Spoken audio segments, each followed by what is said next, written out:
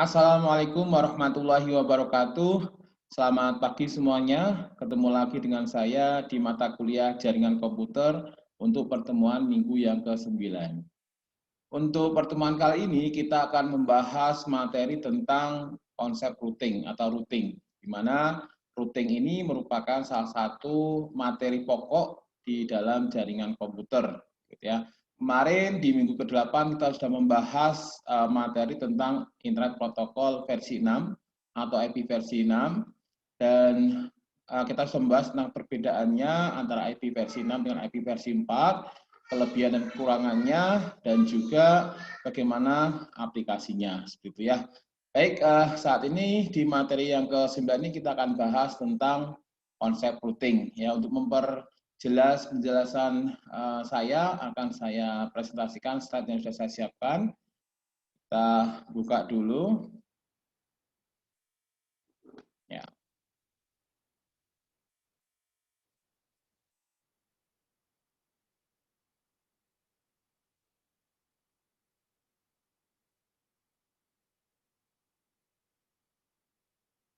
Baik, kali ini kita membahas tentang konsep routing. Apa itu routing?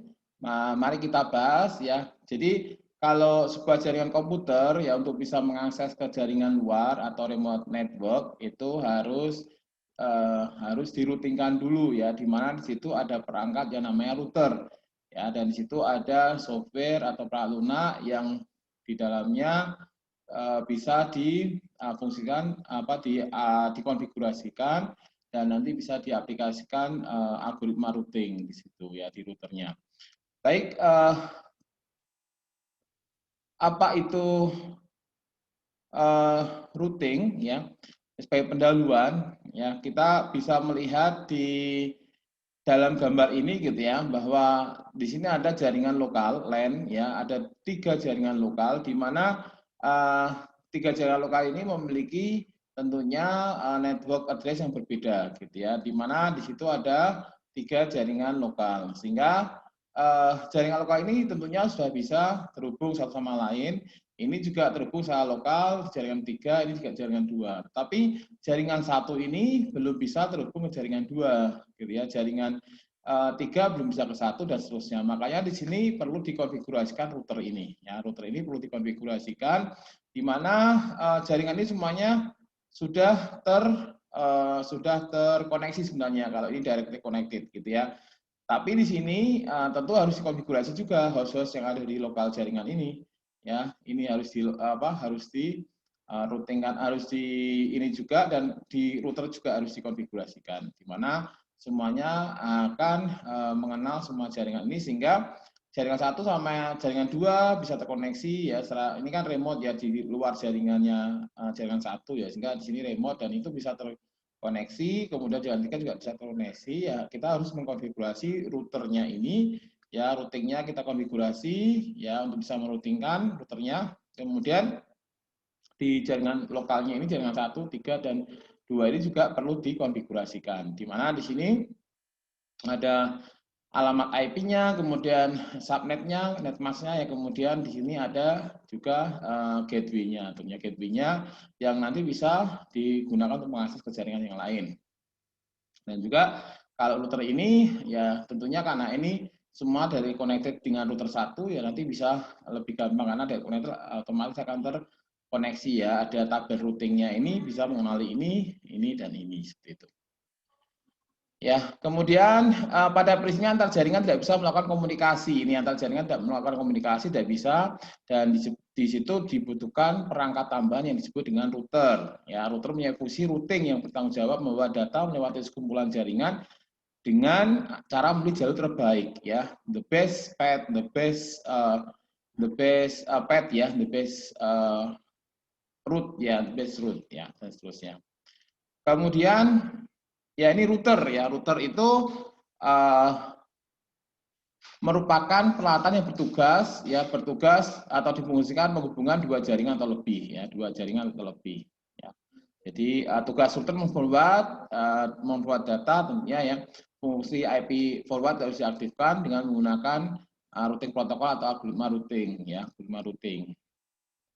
Kemudian Routing ada dua jenis ya. Yang pertama adalah komputer router dan yang kedua adalah dedicated router gitu ya. Jadi komputer yang difungsikan sebagai router dan juga ada dedicated router atau device router yang nanti dikonfigurasikan dengan menggunakan komputer juga tentunya. Biasanya lewat komputer ya. Ada dedicated router dan sebagainya. Komputer router adalah komputer general purpose ya. Dengan dua atau lebih interface karena nanti menjadi penghubung, jadi interface-nya minimal ada dua ya. Di dalamnya berfungsi menghubungkan dua jaringan atau lebih sehingga bisa meneruskan paket dari satu jaringan ke jaringan yang lain. Ya. Untuk jaringan kecil, interface-nya adalah NIC, Network Interface Card. Ya. Kemudian sehingga router mempunyai dua NIC atau lebih yang bisa menghubungkan dengan jaringan lain. Jadi komputernya itu memiliki dua NIC atau lebih yang nanti bisa digunakan untuk menghubungkan jaringan lain, gitu ya. Untuk LAN kecil yang terhubung internet, satu interface adalah NIC card dan interface yang lain adalah sembarang hardware dengan misal modem atau list line atau untuk list line ya atau ISDN atau connection line ADSL yang digunakan. Ya, ini konsep router ya. Router ada dua jenis tadi, ada komputer router dan juga ada dedicated router ya. Jadi komputer PC yang dijadikan router atau hardware tersendiri yang di situ berfungsi sebagai router dan tentunya konfigurasinya juga biasanya menggunakan komputer gitu ya, tapi ada device dedicated-nya sendiri.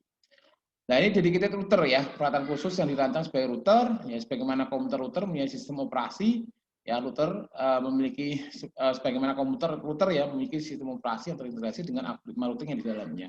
Di dalamnya sudah ada algoritma routing dan tinggal dikonfigurasikan dan nanti diaplikasikan seperti itu. Mempunyai interface yang menghubungkan antar jaringan, tentunya interface-nya lebih dari dua gitu ya. Ada interface yang ke dalam, ke lokal, ada yang keluar ya, minimal ada dua. Biasanya untuk konfigurasi juga melalui komputer seperti itu. Kemudian ini bisa ada default gateway gitu ya. Tadi dikatakan bahwa setiap host yang ada di jaringan lokal ya, kalau kita mau mengakses ke jaringan lain ya, ke LAN lain atau ke internet dan sebagainya, di situ kita harus mengkonfigurasikan semua host yang ada di sini. Ya, kemudian untuk bisa keluar kita harus tahu gateway-nya ya, gateway-nya. Gateway-nya adalah interface router yang langsung terhubung dengan jaringan lokal gitu ya, itu sebagai gateway-nya. Contohnya di sini adalah IP address-nya ini ya, device-device ini desain IP sehingga disebut dengan host. Ya, ini ada IP address-nya satu ini ya, 192.168.1.1, ini 1.2, ini 1.3 ya. Kemudian di sini kita harus pasang gateway-nya ya, karena ini mau mengakses ke luar gitu ya. IP address-nya kita pasangkan di sini. Kemudian subnet mask-nya ya, karena ini /24 berarti maka 24 portion ini adalah network portion gitu ya, porsi dari network, dan ini hostnya berarti maksimal hostnya adalah 25, kalau semuanya 255 ya. Ke pertama 0 itu adalah network address ya, yang kemudian 255 itu adalah broadcast address, sehingga di sini maksimalnya adalah untuk bisa di-assign-kan ke device itu adalah 254 ya, 0 sampai 254. Nah, di sini misalkan ini 2 ya, ini 254 dipakai untuk defaultnya ini ya, konfigurasi ini karena ke sini kan ada jaringan, nanti keluarnya ada satu jaringan. Dan nanti default gateway-nya ini ya melalui sini ya, default gateway. The gateway is configured in Windows using Internet Protocol properties ya, tinggal nanti protokol TCP/IP properties-nya kita setting ini, kalau obtain an IP address automatically berarti otomatis DHCP nanti. Ya, kalau ini kita bisa konfigurasi secara manual. Ya. Kemudian prinsip kerja router. Ya. Router itu bekerja berdasarkan tabel routing. Jadi di setiap router ini ada tabel routing. Ya, tabel routing itu bisa menunjukkan informasi jaringan mana saja yang bisa terhubung, ya, bisa terkoneksi. Jadi setiap router itu punya tabel routing yang dimana di situ informasi-informasi jaringan-jaringan mana yang bisa terjangkau atau terhubung gitu ya. Sehingga kalau tidak ada di tabel routing, otomatis nanti akan jaraknya tidak terhingga sehingga tidak bisa terhubung. Ya. Tabel routing berisi informasi tentang semua jaringan yang ada. Forward data diserahkan pada tabel routing. Ya, forward data untuk meneruskan data itu biasanya berdasarkan tabel routing. Ya, kalau tidak ada di tabel routing, sekali lagi tidak bisa digunakan untuk men-forward data. Gitu. Pada dasarnya paket dari komputer berjalan hop atau langkah demi langkah, hop by hop ya, melalui semua jaringan yang menghadangnya sampai ke tempat tujuan. Misalnya ini komputer saya gitu ya, akan menghubungi komputer ini gitu ya. Nanti data akan di forward ke router sini ya. Ini apakah ada jalur menuju ke sini? Ya nanti ada teruskan ke sini. Ini terus ke sini. Jadi ini router ini semuanya sudah terkonfigurasi ya. Kalau itu pakai desain vektor nanti akan update tetangga ke tetangganya. Nanti ini juga sama, tetangga tetangganya saling broadcast, saling memberikan informasi tabel routingnya ke tetangganya ya. Kalau di link state nanti semuanya menghitung metriknya dulu, baru nanti akan setiap router akan tahu jaraknya akan tahu biayanya untuk menuju ke sini gitu ya. Jadi akan dicarikan the best path-nya ya. Ini kan the best path-nya lewat sini gitu ya. Dan nanti akan terforward ke router ini, nanti terus ke router ini, ke router ini, dan seterusnya sampai menuju ke komputer yang dihubungi. Pada setiap hop sebuah router meneruskan paket menuju tujuan ya. Jadi setiap hop nanti menuju ke tujuan ya, mengarah ke tujuan sini. Routerlah yang harus memutuskan paket ini harus melewati router mana saja dengan menggunakan tabel routing ya, yang merupakan sekumpulan aturan yang memberitahu router mengenai hop berikutnya untuk melanjutkan paket sampai ke tujuan. Nah ini kalau tadi ada istilah nanti algoritma routing gitu ya, nanti bisa menggunakan kategori ini ya distance vector atau link state gitu. Nanti bedanya kita akan bahas di belakang. Ya ini ya di sini akan menggunakan tabel routing dan di situ akan berjalan hop demi hop ya, hop by hop dan seterusnya. Kemudian di sini prinsip kerja router ya. Router tadi sekali lagi kita jelaskan ya, router bekerja berdasarkan tabel routing ya. Misalkan di sini ada router 1 ya, router 1 ini ada router 2 ya. Router 1 ketika baru menyala hanya mengetahui jaringan 192.168.2.1 ya. Ini IP-nya ini. Jaringannya berarti ini kan 12 ini ya, 192.168.2.1.0 ya, 00 ini ya. Hanya mengetahui router 1 ini mengetahui ini ya 20 ini kan 2120 ya, ini network address-nya adalah 192.168.2.0 ya, network address-nya ini IP untuk interface ini jaringan ini ya, jaringannya ini tadi, ini yang satu ini yang dua ya. Perlu ditambahkan 2 entryan supaya kenal jaringan ini sama ini ya. Router 1 ini belum kenal 10.1.1.0/24 dan 10.1.2.0/24 itu nggak kenal. Maka perlu dikenalkan ya, maka perlu dikenalkan untuk menjangkau ini dan ini ya. Maka di sini butuh di routingkan di sini. Ini konfigurasi router 1 perlu dikonfigurasi ini ya. Router 1, router 2 pun juga perlu dikonfigurasi kalau nanti ingin tahu network yang ada di sini. Ini kan network ini sudah diketahui ya. Ini sudah tahu karena terhubung langsung directly connected ya. Kalau yang router 1 ini tidak directly connected dengan jaringan 10.1.1.0 dan 10.1.1.2.0 ya, maka perlu diroutingkan dulu. Ya, kemudian cara membangun tabel routing ya. Sekali lagi tabel routing itu perlu Anda betul-betul pahami ya, karena tabel routing itu isinya adalah informasi-informasi jaringan address, alamat jaringan yang bisa terjangkau, yang bisa dihubungi dari jaringan yang kalau kita mau kirim pesan ya, nanti sampai ke router akan memeriksa apakah tujuannya itu berada dalam jangkauan gitu ya. Kalau berada dalam jangkauan maka akan diteruskan, kalau tidak berarti ya tidak akan sampai ya, itu tidak terjangkau seperti itu. Makanya di situ tabel routing, semua router akan memiliki tabel routing ya, di mana nanti dibedakan dengan kategori distance vector atau link state yang kita bedanya di situ ya. Kemudian 2 cara membangun tabel routing ya, tabel routing ya, karena tadi ya kalau kita mau mengirimkan pesan kalau tidak ada di tabel routing tidak akan terhubung, maka kita harus menghubungkan dengan cara membangun tabel routing tadi ya, meroutingkan. Jadi mengkonfigurasi router. Ya, konfigurasi router bisa dilakukan secara statik dan juga secara dinamik ya. Bedanya statik dan dinamik ya, kalau statik tentunya statis ya, statis itu dibangun berdasarkan definisi dari administrator. Jadi administrator itu yang memplanning, yang membuat perencanaan ya, bagaimana IP itu secara logical addressing IP itu didistribusikan ke setiap komputer device ya, sehingga jadi host nantinya. Jadi semuanya alokasi IP itu didesain by administrator ya. Administrator di sini harus cermat ya, satu saja tabel routing salah, jaringan tidak terkoneksi, dan itu perlu kalau jaringannya lumayan besar kita lakukan static routing, maka kita harus memeriksa semuanya gitu ya, satu-satu dan seterusnya, maka akan repot seperti itu. Ya, kalau dynamic routing ini beda, lawannya statik ya pasti dinamik gitu ya, dinamik. Dinamik ini secara otomatis router jalur routingnya ya, secara otomatis router jalur routingnya dengan cara bertukar informasi antara router menggunakan protokol FTP. Jadi di sini ada protokol routing nanti ya. Tugas dari seorang administrator untuk menginputkan tabel routing itu diganti dengan adanya software gitu ya, dengan adanya protokol routing. Kategori algoritma routing dinamik itu ada distant vector, link state maupun hybrid ya, gabungan dari keduanya.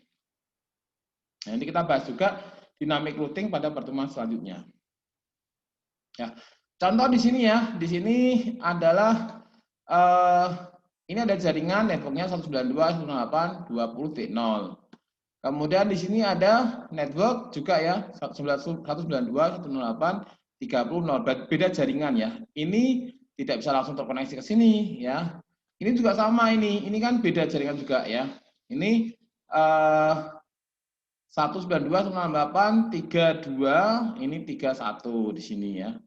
3 ini jaringannya berarti 192.168.30 ya, ini 20 ya. Ini juga beda lagi jaringannya ya. Ini beda jaringan, ini beda jaringan, beda jaringan, beda jaringan, beda jaringan. Ya, ini ada berapa jaringan, berapa alamat jaringan ini? 1, 2, 3, 4, 5, ada 5 ya.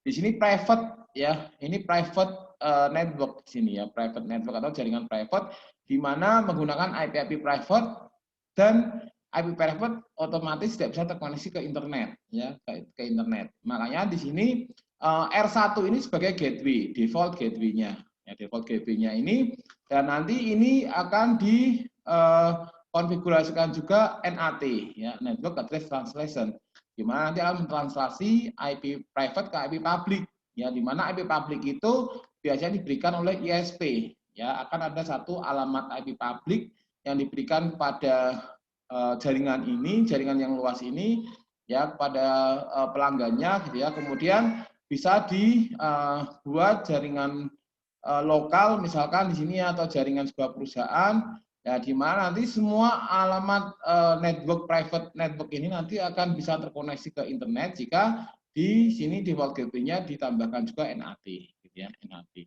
Network Address Translation. Ya, Network Address Translation adalah cara untuk menghemat alamat IP. Ya, kalau tidak seperti ini ya, kalau IP versi 4 tentunya kita sudah bahas kemarin, semua local area network ya, private network gitu ya, dapat IP public semuanya satu-satu ya, maka akan habis dari sejak dulu ya, karena jumlah komputer perangkat device yang ada di dunia gitu ya, kalau kita send IP semua mesti ya habis ya, karena jumlah komputernya kan jauh buat lebih banyak. Beda lagi kalau pakai IP versi 6 ya, IP versi 6 nanti bisa dialamatkan IP public semuanya untuk end device-nya ya, sehingga semuanya bisa langsung terkoneksi ya, tanpa harus melalui translation ya, translation seperti ini, network address translation. Ya, network address translation adalah untuk menghemat alamat IP, kemudian menyembunyikan jumlah host di belakang satu alamat IP ya. Di sini sejumlah host private, IP private ya, untuk dijadikan ditranslasikan ke satu alamat IP public ya. Konfigurasi yang diperlukan untuk host ada di situ IP address-nya ya, dikonfigurasikan subnet mask, network address atau broadcast address, gateway address ya, karena nanti ada untuk merutkan kan nanti ke network address atau ke broadcast address ya. Alamat pertama dan alamat terakhir dari sebuah jaringan. Kemudian tadi sudah kita bahas bahwa ada dua jenis routing, yaitu static routing dan dynamic routing gitu ya. Kita di sini contohnya adalah menggunakan mikrotik misalkan kayak gitu ya. Jadi dalam menerapkan routing statik, di mana di sini administrator ya yang harus memiliki skill ya bagaimana bisa mengalokasikan IP, merancang jaringan dan sebagainya, dan semuanya diinputkan secara manual gitu ya, dengan memasukkan IP ya, subnet mask dan juga default gateway-nya, dan nanti juga DNS DNS-nya, alamat DNS-nya gitu ya, IP DNS dan seterusnya. Ya. Sebuah entry root statik, ya statik berarti diinput secara manual, yang akan dimasukkan pada tabel routing harus mengandung 3 informasi minimal. Ya. 3 informasi itu adalah network address, subnet mask, dan juga next hop atau gateway. Router setelahnya, gitu ya. Dimana di situ network address adalah berisi informasi, merupakan informasi network address dari network yang akan dituju. Jadi network address ya, bukan host address yang dituju itu ya. Kalau kita mau menuju ke suatu jaringan, yang kita gunakan adalah network address-nya, ya, bukan IP host address-nya, ya, IP address to host. Ya, kemudian kita harus tahu next hop-nya, ya, hop-nya sebagai gateway ya untuk menuju ke jaringan setelahnya. Ya.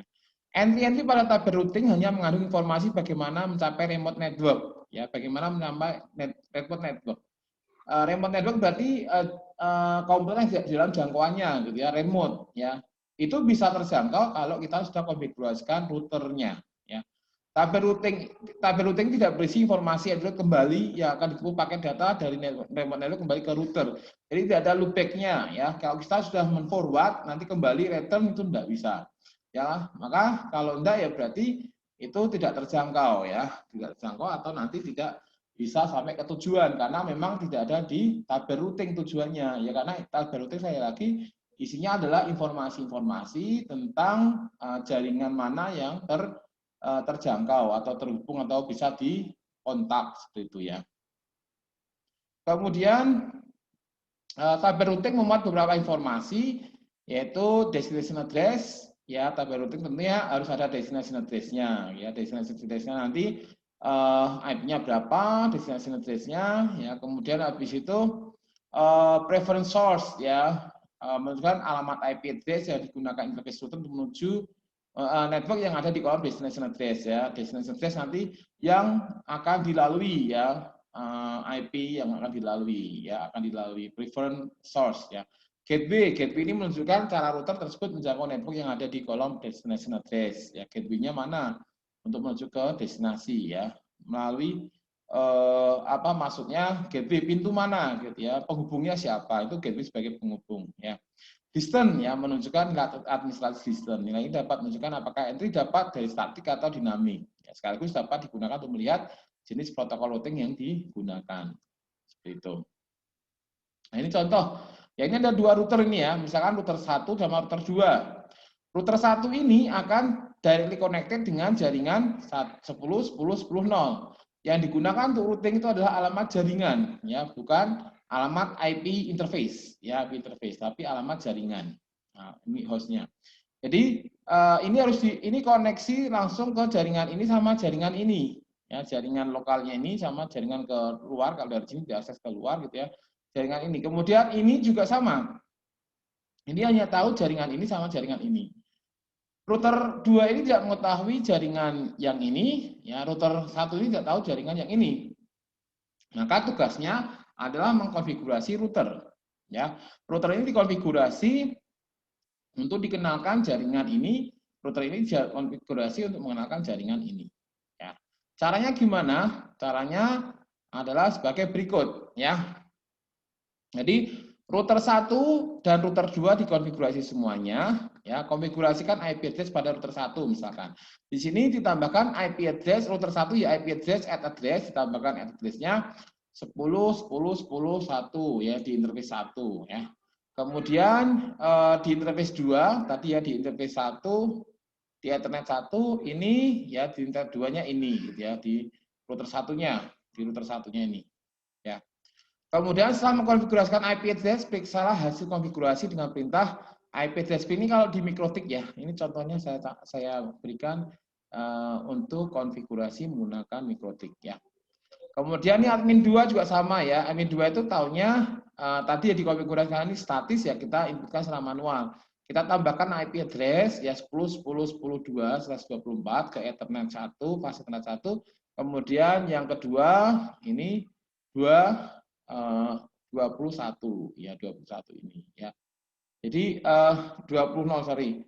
Kita ini ya IP address ditambahkan tadi ya, IP address 10.2 sama 10.1 ini interface-nya ini sama ini ya. Ini 2 ini 1 tadi ya. Habis itu akan diketahui ya. Jadi akan diketahui kalau di print ya. Kemudian nanti IP root print ya di router 1 nanti tahunya preference address-nya ya. Ini kan jaringan destination address-nya adalah 10.10.10.0 sama 19.168.10.0 ya. Preference source-nya ya, preference source-nya nanti adalah ini 10.10.10.1 dan 192.168.10.1 ya, ini preference source-nya ya. Kemudian admin R2 ini router 2 ini juga sama, kalau di print nanti akan mendapatkan ya 10.10.10.0 sama 192.168.20.0 ya, maka akan menambahkan 10.10 ini destinasinya ini sama ini gitu ya. Kemudian prefer source-nya akan ini sama ini ya, prefer source-nya. Ya, prefer source-nya.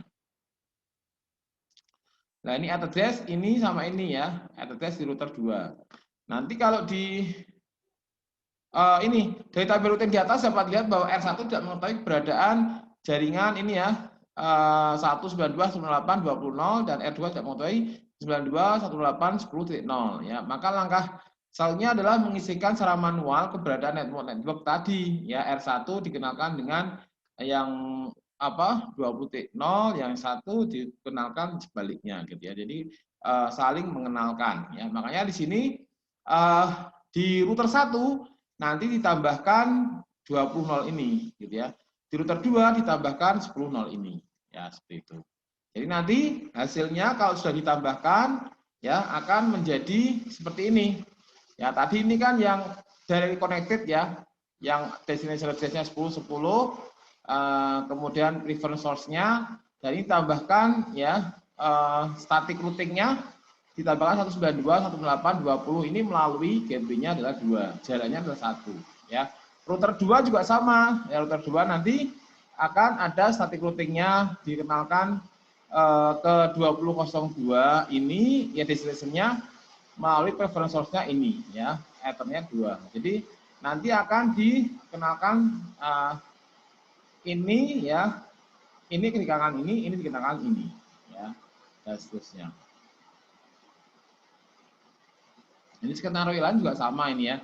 Jadi ini semuanya, ini ada jaringan 10.10.10.0 ya, ini ada 192.168.10.0, 20.0, 30.0 gitu ya. Nanti semuanya ini sama ya. Nanti kalau ini mau ke luar ya, jadi komputer hostnya ini nanti akan dikonfigurasikan ya, IP-nya, kemudian subnet mask dan juga default gateway-nya. Ini default gateway-nya di sini gitu ya. Dan ini nanti akan dikonfigurasi semuanya routernya, di mana router ini akan mengenal jaringan ini sama jaringan ini gitu ya.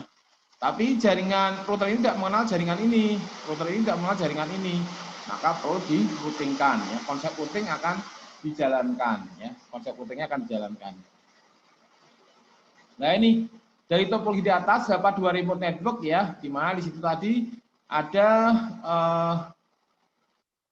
192.168.20.0 ya, kemudian 30 dan seterusnya tadi ya. Tadi ada berapa jaringan di sini? Ada 1, 2, 3, 4 ya. Maka ini dikenalkan dengan ini dikenalkan dengan ini dikenalkan dengan ini dikenalkan dengan ini, dan ini dikenalkan ini dikenalkan ini, dan seterusnya. Seperti tadi ya. Jadi nanti akan di router 1 akan dikenalkan jaringan ini sama ini, router 2 jalan ini dan seterusnya ini. Nanti akan sama, nanti router 1 ditambahkan address ya 192.20, gateway-nya akan 10.10.2 gitu ya. Gateway-nya akan ke 10.10.2. Ya. Gateway-nya akan ke 10.10.2 ini ya, 10.10.2. Kalau mau kita ini 10.10.3 dan seterusnya ya.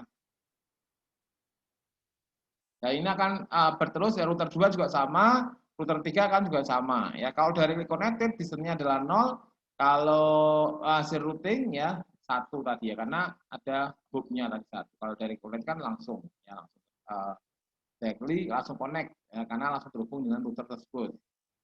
Nah, ini sama kalau misalkan ini gambarannya sebuah lab gitu ya. Di sini private ya, kemudian nanti ini ke public ya, di gateway-nya ini juga dapat public gitu ya, public, dan nanti ini larinya ke misalkan ke komputer dosen ya. Ini ke komputernya mahasiswa ya. Sebenarnya private nanti ada juga ini yang ke public ya. Jadi ada proses NAT tadi ya, dan seterusnya. Ya, contoh kalau ini di lab komputer kita misalkan. Ya.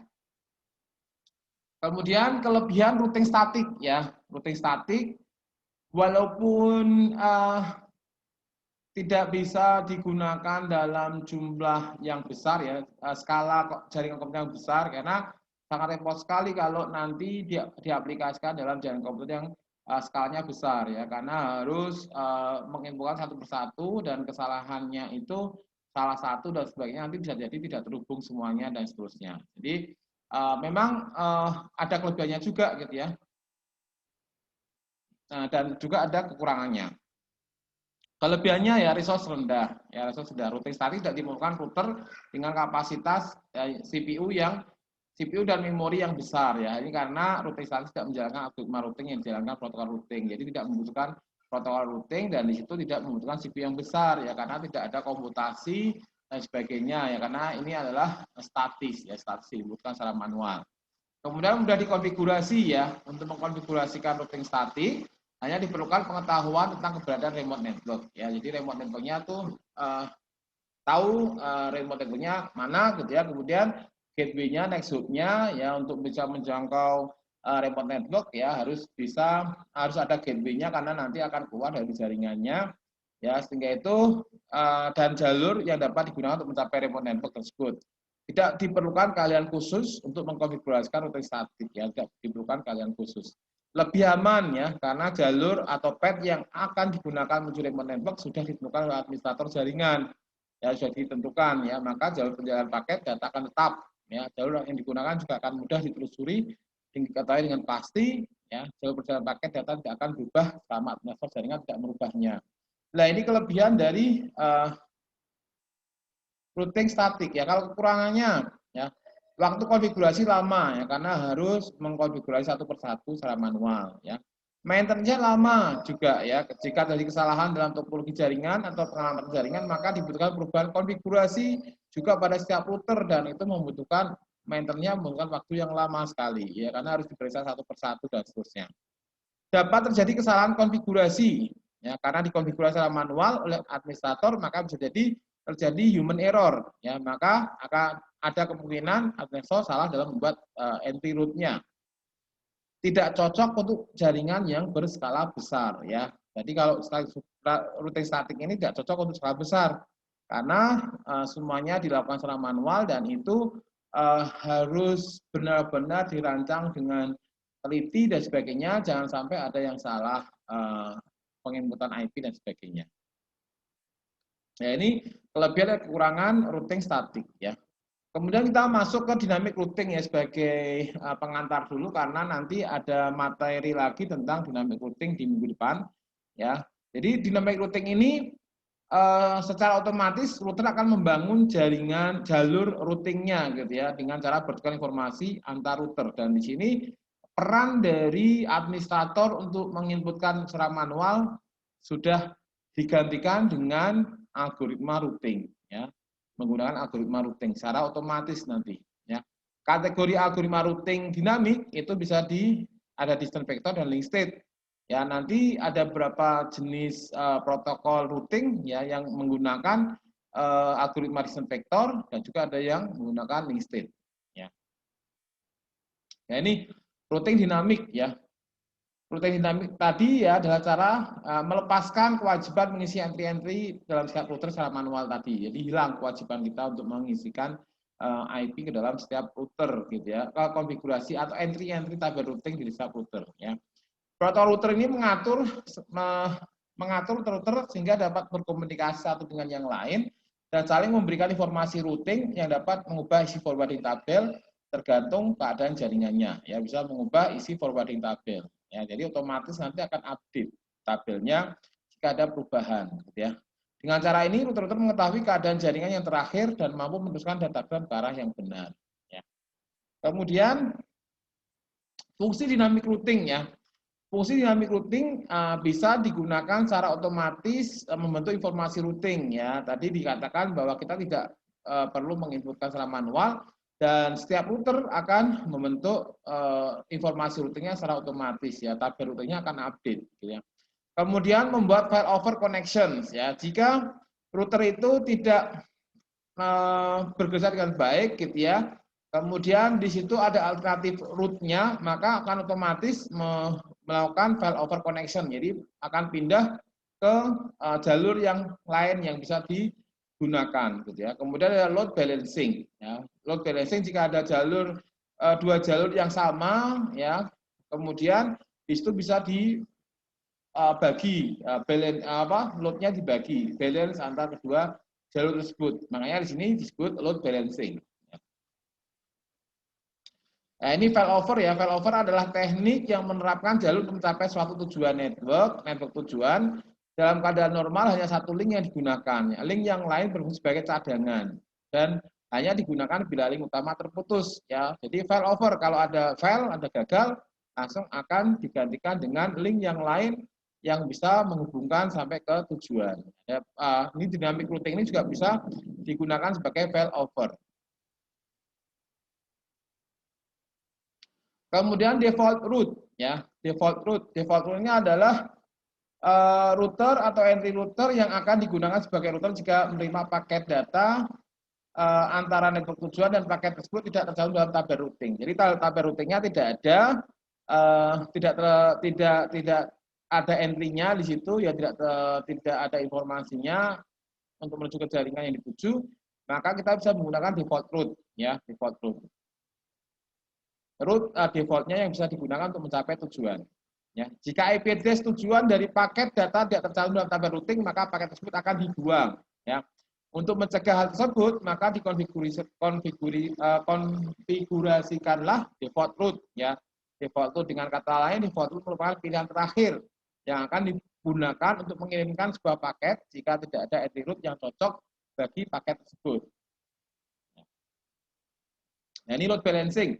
Ya, load balancing jika di sini ada dua jalur menuju ke destinasi gitu ya, dan di situ memiliki kapasitas yang sama, maka loadnya bisa dibagi dua. Ya, ini namanya load balancing. Ya. Kemudian ini apa fungsi dari dynamic routing tadi ya, menggunakan power routing ya. Ini bisa fungsinya adalah load balancing juga. Ya. Kemudian di sini ada beberapa dynamic routing protokol gitu ya, dan itu sudah ada di sejak lama tahun 1982 itu ada sudah interior gateway protokol, IGRP, RIP, route information protokol ya, dan sebagainya. Ini ada yang untuk eksterior dan juga untuk interior gitu ya. Nanti kita bahas di dynamic routing, fokus ke pembahasan di dynamic routing sendiri di pertemuan berikutnya. Nah, ini distance vector ya, tadi dikatakan bahwa ada kategori dua kategori untuk routing ya, menggunakan kategori distance vector atau link state ya. Kalau distance vector ya, router mendapatkan informasi dari router yang berhubungan dengan dia secara langsung tentang keadaan jaringan router tersebut ya. Berdasarkan informasi tetangga tersebut mengolah tabel routing.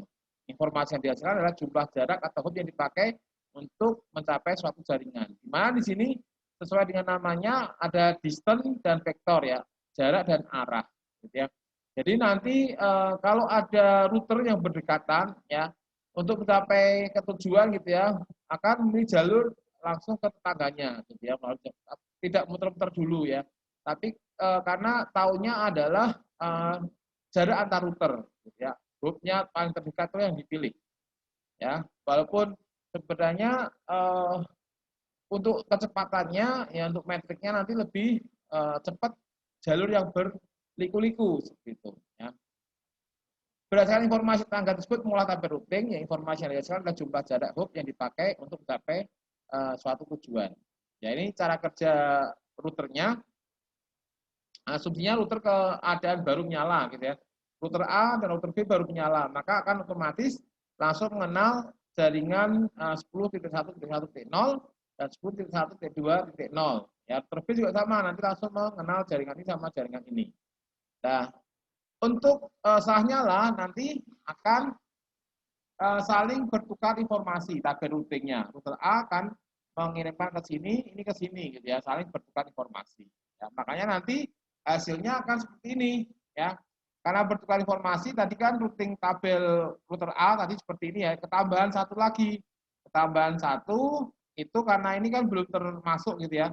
Maka ini nanti akan masuk 10.1.3.0 hubnya satu ya, hubnya satu melalui melalui 10.1.2.2 ya. Ini melalui ini nanti gateway-nya.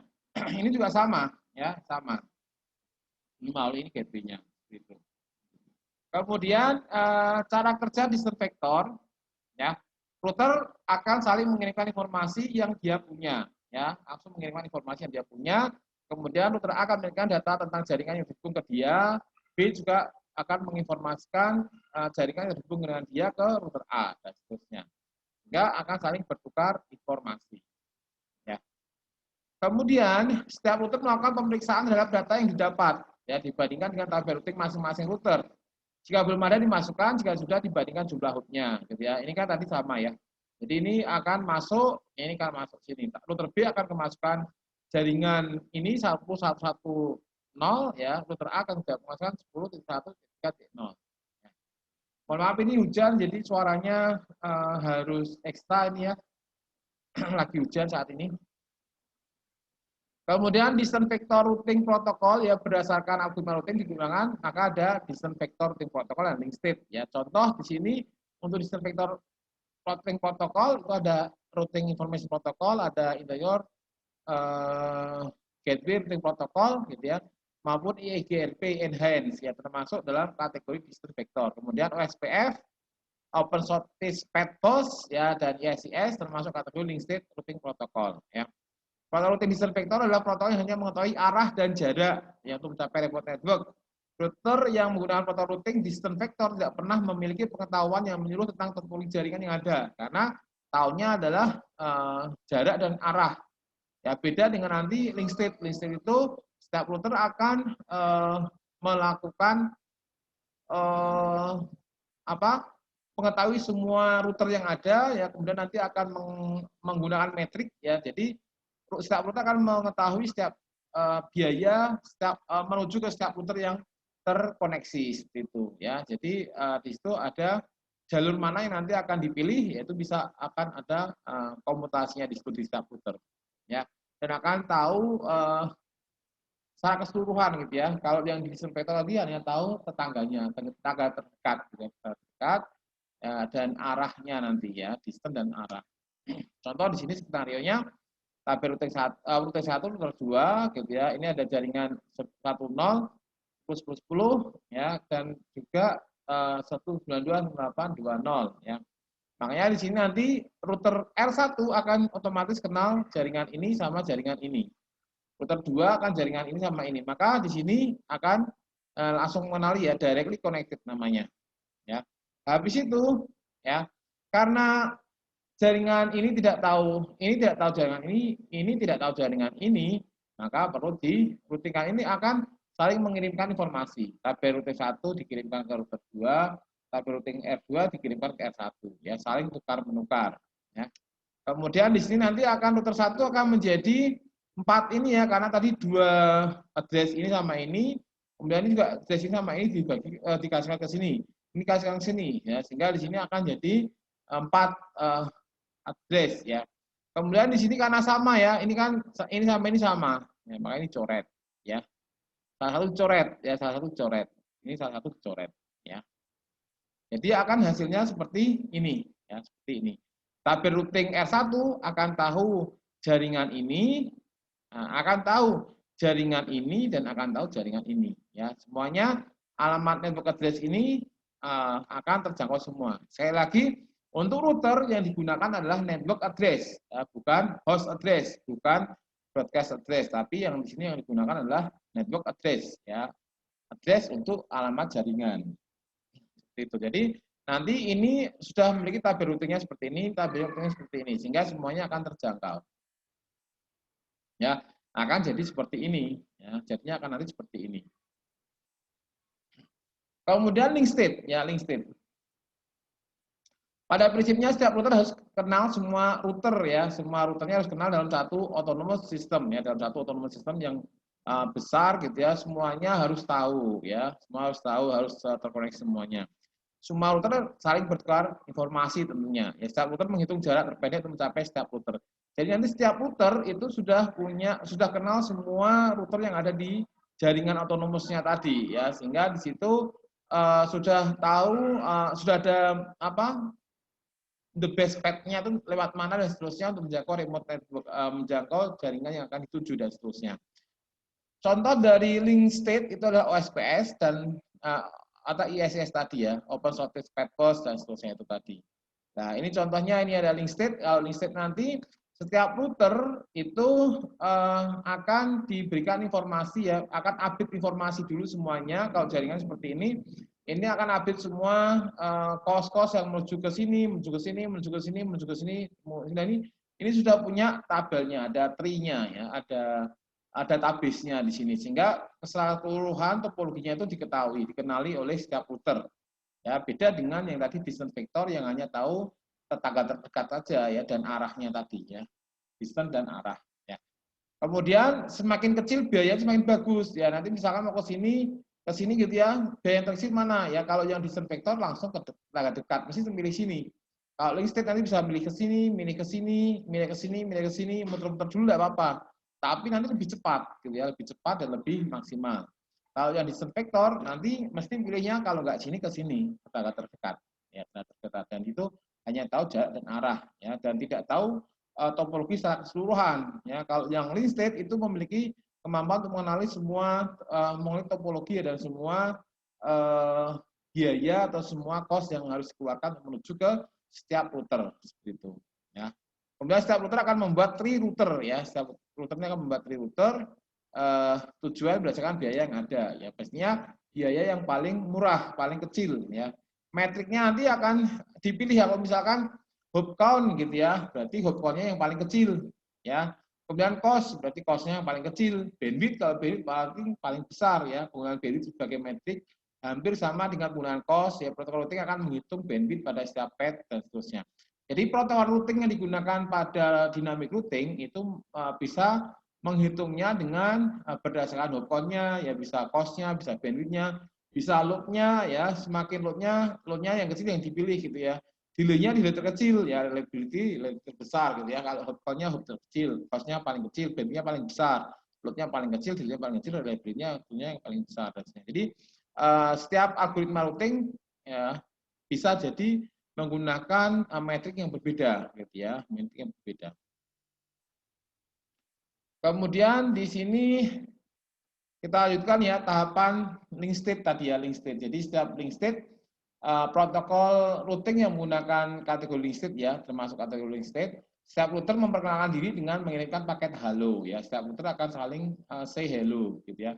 Kemudian setiap router akan tahu tetangga berdasarkan paket hello beserta biayanya dimasukkan dalam database. Jadi setiap router akan mengirimkan hello dan di situ sudah ada biayanya dan disimpan dalam database ya, sehingga di situ nanti kan update biayanya gitu ya. Setiap router mengirimkan basis datanya ke tetangganya dalam paket link state advertisement. Dan nanti basis datanya itu saling di-share ya dengan tetangganya ya. Router yang menerima LSE harus meneruskan ke tetangganya sebelahnya, nanti diteruskan lagi. Kemudian paket LSE dimasukkan dalam list jika infonya lebih baru ya. Awalnya jadi flooding ya, karena saling mengirimkan LSE tadi ya. Jika ada update data akan dikirimkan sampai convergen. Selanjutnya setiap router menghitung jarak terpendek ke router yang lain dengan shortest path first dan terbentuklah tree. Ya, jadi ada database untuk menuju ke tujuan gitu ya, dan disertai dengan cost-nya, sehingga nanti akan topologi secara keseluruhan akan bisa terlihat ya, bisa tergambar, dan di situ mana yang paling cepat, yang paling bagus path-nya itu ya yang nanti akan dipilih ya. Dimungkinkan untuk mencapai router yang sama antar router punya tree yang berbeda ya. Ya ini ya proses flooding dulu ya. Ini router 1 mengirimkan ke sini, ini ke sini, ini ke sini, ini ke sini, ini ke sini ya dan seterusnya itu. Saling flooding membanjiri. Ya, sampai nanti setiap router itu memiliki database sendiri-sendiri dan di situ sudah tergambar keseluruhan topologi dan nanti akan kalau pesan router 1 ini mau menuju ke router 5 misalkan ya di situ sudah ada jalur yang terbaiknya ya, jalur yang terbaiknya. Ini memang ini kompleks ya, tapi ini tugasnya router untuk bisa mencarikan jalur terbaik ya, the best path atau the best route ya. Nah, contohnya itu OSPF nanti kita bahas di pertemuan selanjutnya ya, dynamic routing. Ya, ini salah satunya contohnya ada OSPF, monolithic routing protocol ya. Kemudian kelebihan dan kekurangan ya. Kita tadi sudah membahas kelebihan dan kekurangan static routing. Kita sekarang membahas kelebihan routing dinamik ya. Kalau dinamik waktu konfigurasinya lebih cepat karena ini memang menggunakan software, jadi tidak perlu menginputkan satu persatu. Dapat langsung beradaptasi pada perubahan jaringan. Nantinya kalau jaringan berubah, nanti router akan bisa update ya, secara otomatis ya dan akan menyesuaikan IP-nya itu akan menyesuaikan lagi ya. IP akan menyesuaikan lagi sehingga nanti punya tabel routing yang baru yang langsung terupdate gitu ya kalau ada perubahan jaringan. Kemudian kemungkinan kesalahan konfigurasi kecil karena istilahnya otomatis dan di situ dilakukan oleh protokol routing ya, protokol routing. Dan ini tentunya mendukung untuk jaringan yang besar ya, jaringan yang besar. Biasanya jaringan yang besar menggunakan protokol routing ya, untuk melakukan routingnya, tinggal mengaktifkan protokol routing dan mengkonfigurasinya ya, sehingga nanti akan cepat beradaptasi ya, cepat berubah.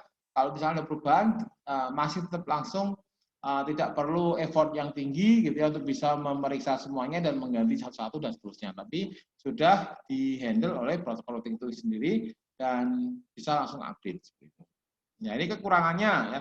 Kekurangannya membutuhkan resource besar ya, karena protokol routing tadi yang membutuhkan CPU dan memori yang lebih besar dibandingkan jika hanya menggunakan routing statik. Kemudian membutuhkan kemampuan yang lebih dari administrator, ya, kemampuan lebih dari administrator. Ya, beberapa protokol routing memang tidak terlalu rumit untuk dikonfigurasikan. Namun ada juga protokol routing tentu yang penerapannya membutuhkan administrator dengan penggunaan pengetahuan yang lebih tentang konsep, konfigurasi, pengujian atau prosedur jaringan. Relatif kurang aman, dikatakan kurang aman karena router akan menentukan sendiri entry route yang akan digunakan. Ini akan bisa mengakibatkan salah penentuan jalur oleh router yang akan mengakibatkan terjadinya routing loop. Ya, routing loop ini adalah suatu kondisi di mana sebuah paket terus ditransmisikan dalam serangkaian router tanpa pernah mencapai ke tujuan, ke alamat tujuan.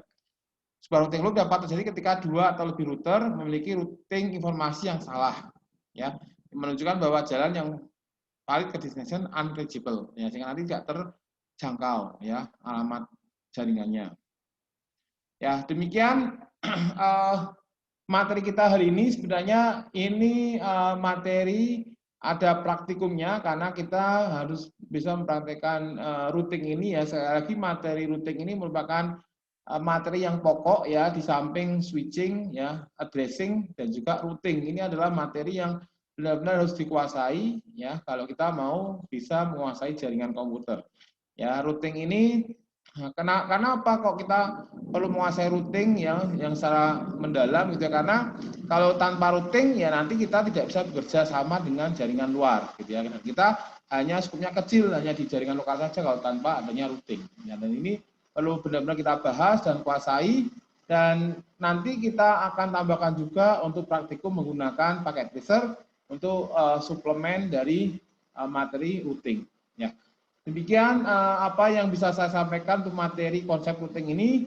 Semoga kalian semuanya bisa memahami ya dan bisa menguasai ya, bagaimana konsep routing itu, dan nanti juga prakteknya bisa mempraktekkan bagaimana pesan data itu bisa dikirimkan keluar ya dari jaringannya ya, sampai nanti remote areanya itu tidak hanya satu hub tapi berapa hub ke tujuan ya, bagaimana routingnya itu bisa, konsep routingnya itu bisa dijalankan dan seterusnya. Baik, terima kasih atas perhatiannya, mohon maaf atas segala kekurangan. saya akhiri. Selamat pagi. Assalamualaikum warahmatullahi wabarakatuh.